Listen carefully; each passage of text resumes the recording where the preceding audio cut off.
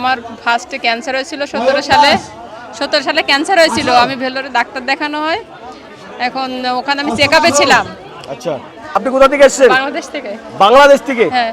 কি প্রবলেম হয়েছিল আপনি যদি একটু খুলে বলেন, বাতকুলা মা মনসা মন্দিরে আসার জন্য কেন আসলেন আর কি ব্যাপার বলুন।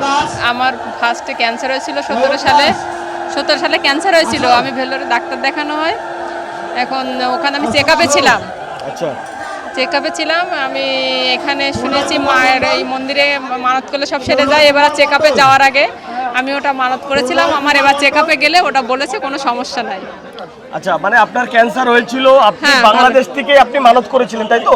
হ্যাঁ হ্যাঁ, মানত করেছিলাম। তারপরে আপনার এখানে ইন্ডিয়া থেকেও আছে? এই যে আমার দিদিরা আছে। ও দিদিদের মাধ্যমে আপনি এখানে পুজো পাঠিয়েছিলেন? হ্যাঁ হ্যাঁ, পুজো পাঠিয়েছি। তারপরে কি হলো?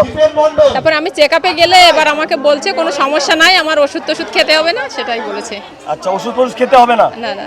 আচ্ছা আচ্ছা, এখন ভালো আছেন তো? হ্যাঁ, এখন ভালো চেকআপ আছি। করে ভালো আছেন না আপনি মনের থেকে ভালো আছেন?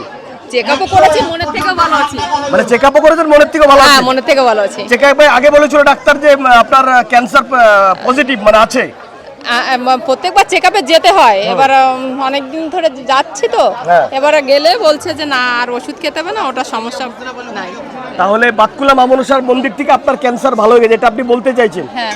আপনাকে কি জোর করে বলানো হচ্ছে? না না, জোর করে বলানো হবে কেন? আপনি বাংলাদেশ থেকে কবে এসেছেন?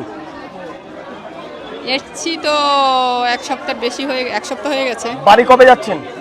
বাড়ি যাব কাল, না হলে পরশু দেখি যেতে। ওকে, জয় মা মনসা একবার বলবেন নাকি? জয় মা মনসা। জয় মা মনসা, একটু দাঁড়ান এখানে।